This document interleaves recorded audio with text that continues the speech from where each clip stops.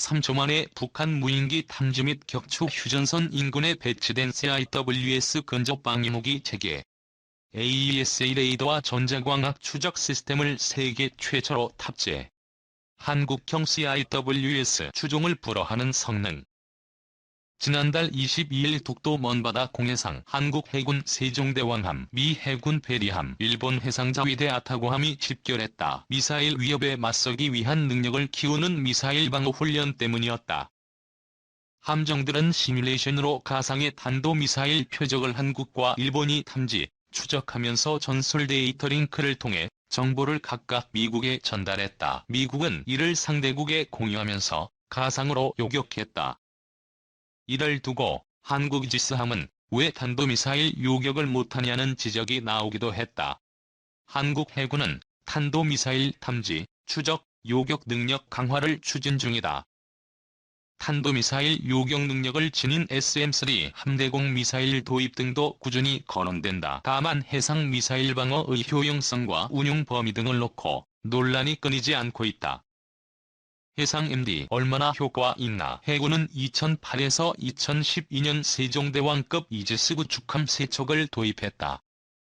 당시 기준으로는 미 록히드 마틴이 만든 이지스 전투체계 가운데 최신형인 베이스라인 7.1을 채택했다. 베이스라인 7.1은 탄도미사일 탐지와 추적은 가능했지만 요격 능력은 갖추지 못했다.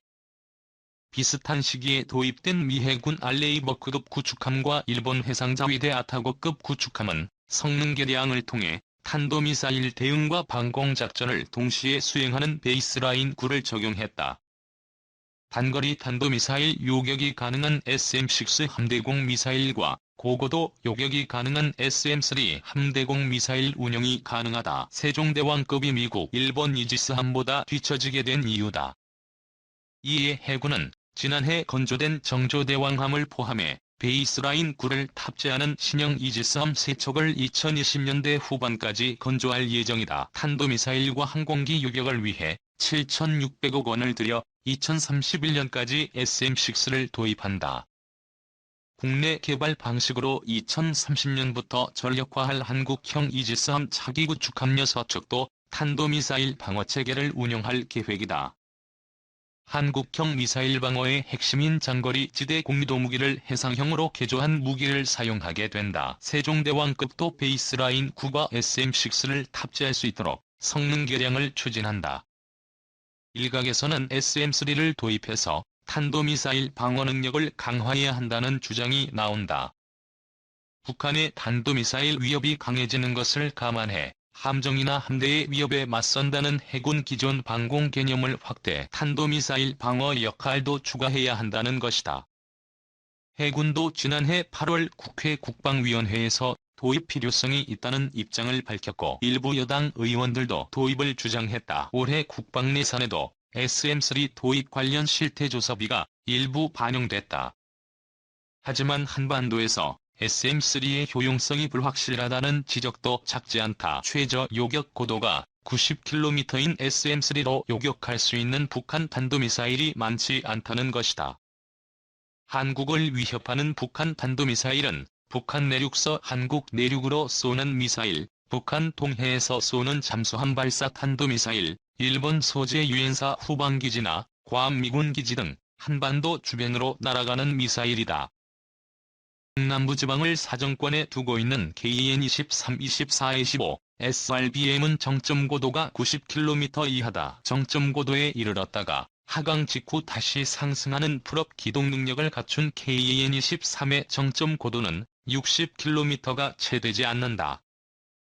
KN-23을 개량한 소형 SLBM도 정점고도는 SM-3의 최저 요격 고도에 미치지 못할 것으로 추정된다.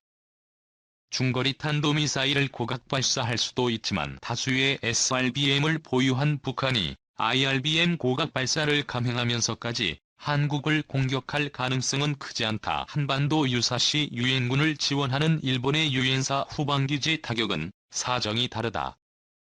북한은 한반도 위기 국면에서 미증원 전력과 전략자산 투입을 저지하기 위해 스커드-2R 북극성 -2형 준중거리 탄도미사일과 화성 -12형 IRBM 등으로 괌, 오키나와 일본 본토의 유엔사 후방기지 및 미군 기지를 공격할 것으로 보인다. 이 미사일들은 정점 고도가 90km를 넘는다. SM-3로 요격이 가능한 수준이다. 한반도 유사시 전쟁의 승패에 결정적 영향을 미치는 미 증원 전력 전개를 지원한다는 측면에서 의미가 있다. 다만 한미일 3국이 한반도와 주변 지역 미사일 방어작전 과정에서 수행할 역할과 범위 등에 대한 사전 합의가 필수다. 유엔사 후방기지 보호를 위한 미사일 방어작전이 한미 상호방위 조약을 비롯한 한미 동맹의 제도적 장치에 부합하는가도 미리 따져봐야 한다. 미국 MD 편입 논란도 극복해야 할 문제다. SM-3를 제대로 쓰려면 미군과의 강력한 공조가 필수다. 이는 미 MD 편입 논란으로 이어질 수 있다. SM-3 도입에 앞서 높은 수준의 정치적 판단이 필수적인 이유다. 최저 요격 고도가 34km인 SM-6는 북한 SRBM 요격이 가능하다. 탄도미사일 외에도 대한미사일, 순항미사일 격추가 가능한 미사일이라 북한의 신형 유도무기는 대부분 상대할 수 있다. 따라서 해안의 주요 전략시설을 북한 미사일로부터 보호하는 작전에는 효과가 있을 것으로 전망된다. 다만 북한 잠수함 저지를 비롯한 해상작전 소요와 더불어 지상에 있는 L-23과 중거리 지대 공유도무기 등의 성능을 종합적으로 검토해 SM-6 탑재 이지스함의 작전 활동과 범위를 정해야 한다는 목소리도 나온다. 육해공군 MD 철저히 검토해 동합해야 북한 탄도미사일 위협이 높아지면서 한국군의 미사일 방어체계도 강화되고 있다. 북한 다연장 로켓 등을 막을 한국형 아이언돔 장사정포 요격체계와 KAMD 이지스함과 KDDX를 중심으로 하는 해상 MD가 추진 중이다. 새로운 방어체계가 구축될 조짐도 보인다. 육군은 지난해 국회 국정감사에서 장사정포 요격체계의 계획을 밝혔다. KN-23-24 등 북한의 저탄도, 공력 비행 신형 미사일 요격하는 체계다. 수도권 위협에 대비해 기존 장사정포 요격체계 소유를 확대하고 순항미사일을 요격하는 대응체계를 구축하면서 고출력 레이저 요격체계, 지상기반 근접방어무기체계 전력화 추진 방침도 밝혔다. 국방부는 KAMD와 장사정포 요격체계를 결합한 복합 다층 미사일 방어체계를 제시하고 있다. 2022 국방백서에 따르면 군은 미사일과 장사정포 혼합공격에 대비한 수도권 복합방어 작전체계를 발전시키고 북한 미사일을 원거리에서 순차적으로 방어하는 개념을 발전시킬 계획이다. 독자 개발한 지상기반 상하층 방어체계 레이더를 통합해 작전 효율성도 높인다. 이를 두고 추가 보완책이 더해져야 한다는 지적이 제기된다.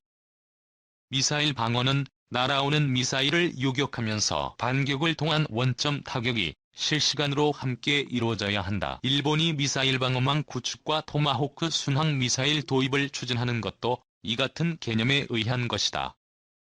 KAMD와 장사정포 요격체계 외에도 항공기 요격용으로 구축한 방공망, 북한 장사정포를 공격할 대화력 전체계, 북한 미사일을 발사 전에 제거하는 킬체인도 넓은 의미에서 미사일 방어 개념에 포함될 수 있다. 네트워크를 통해 해당 체계들을 유기적으로 연결하고 실시간으로 방어와 공격이 이루어질 수 있도록 작전 개념과 기술적 토대를 구축해 단일 전략 개념으로 발전시켜야 한다는 지적이다. 급속하게 고도화되는 북한 핵미사일 위협 수준을 감안 기존의 미사일 방어체계 소요를 재검토할 필요도 있다. 기술적으로 뒤떨어졌다고 평가되는 사업이 있다면 소요나 요구 성능을 수정하고 새롭게 추가해야 할 부분은 선행 연구와 타당성 조사 등을 거쳐 신규 소요에 신속히 반영해야 한다는 것이다. 육해공군의 기존 소요제기에서 중복 또는 전투 효율성이 낮다고 평가되는 부분도 조정이 필요하다는 지적이다. 이와 함께 미사일 방어작전에서 각 군의 역할을 명확히 규정하는 작업도 필요하다. 북한 미사일 위협을 막기 위한 KAMD 구축의 필요성은 아무리 강조해도 지나치지 않다. 주변국의 반발을 최소화하면서 군사적 차원의 억제력 강화에 도움이 되는 것이 미사일 방어체계다. 하지만 막대한 예산이 소요되고 정치적 의미가 작지 않은 만큼 정치적 차원의 결정과 군사과학기술적 차원에서의 검증 및 의사결정이 필요하다. 이를 통해 무기 소요를 식별하고 필요한 장비를 도입해야 군사적 시너지를 극대화할 수 있다. SM3 도입 여부는 이 같은 정치, 군사적 조치들을 거친 후에 결정할 필요가 있다는 목소리가 나오는 이유다. 2. 방산 이슈 진단 함정 근접 방어무기 체계 골키퍼의 국내 창정비 중단 사태 바람직한 해법 강구에 주력해야. 김한경 안보 전문기자 해군 함정에 장착된 근접 방어무기 체계인 골키퍼의 창정비 추가 계약이 2년 가까이 중단되고 있다. 현재 17문 중 8문의 창정비가 진행 중인 상태에서 그동안 창정비를 맡아온 LIG 넥스1이 더 이상 적자를 감수하기 어려워진 것이다. 해군은 이에 대한 해법으로 골키퍼 창정비의 방산물자 지정을 추진했으나 방위사업청은 규정에 맞지 않는다며 받아들이지 않은 것으로 알려졌다. 함정에 접근하는 적 항공기나 대한미사일을 요격하는 골키퍼의 창정비는 해외 도입 무기체계의 국내 창정비로선 최초의 사례다. 이것이 성공해야 국내 기업들이 해외 도입 무기체계 창정비에 참여할 가능성이 높아진다. 현재 대다수 해외 도입 무기체계는 해외에서 창정비가 이루어져 비용도 많이 들고 기간도 오래 걸린다.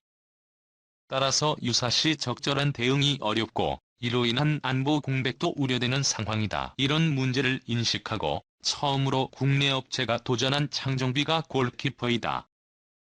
네덜란드 탈레스의 기술 인력을 파견해 정비 기술을 이전받은 LIG 넥스1은 우수한 창정비 능력을 보유했다는 평가다. 하지만 창정비는 부품을 거의 외국에서 구매하기 때문에 대부분 비용은 인건비가 차지한다. 방산물자로 지정되면 일반 물자일 경우보다 인건비가 상승해 업체의 적자를 메꿀 수 있으므로 해군은 방산물자 지정을 추진한 것이다. 그런데 지난해 9월 30일 개정된 방위산업물자 및 방위산업체 지정 규정 제10조 2항에 따르면 국내에서 정비하는 국외 도입물자는 국산화율이 50% 이상인 물자로 규정하고 있다. 따라서 창정비에 소요되는 부품의 국산화가 이루어져야 방산물자 지정이 가능하다. 하지만 해외 업체가 이미 개발한 완제품에 국내 부품을 상당수 포함시키기는 현실적으로 매우 어렵다. 방사청 업체의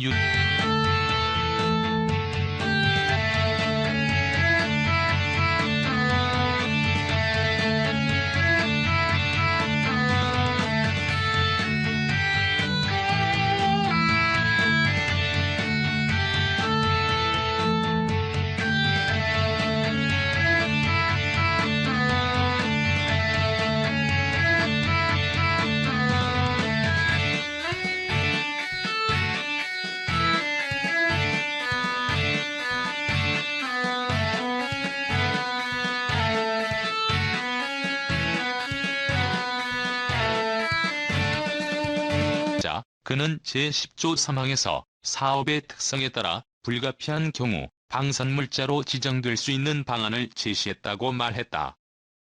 또한 제9조 8항이나 제11조 5항 등도 그와 같은 노력의 일환으로 해당 사업이 국내 정비 능력 개발에 도움이 된다면 업체에 유리한 방향으로 검토한다고 설명했다.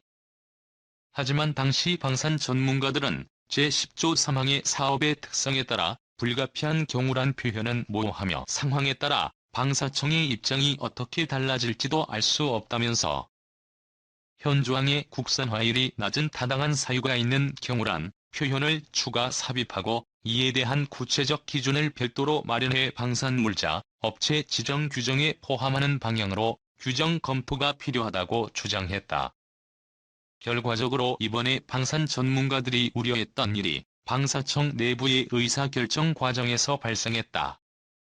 제10조 3항에 의하면 사업의 특성에 따라 불가피한 경우 방위사업기획, 관리분과위원회의 방산물자 지정에 관한 심의, 조정을 거쳐 방산물자로 지정할 수 있다. 하지만 9일 개최되는 이 위원회에 상정하려던 골키퍼 창정비 안건이 방사청 내부 검토 과정에서 제외된 것으로 알려졌다.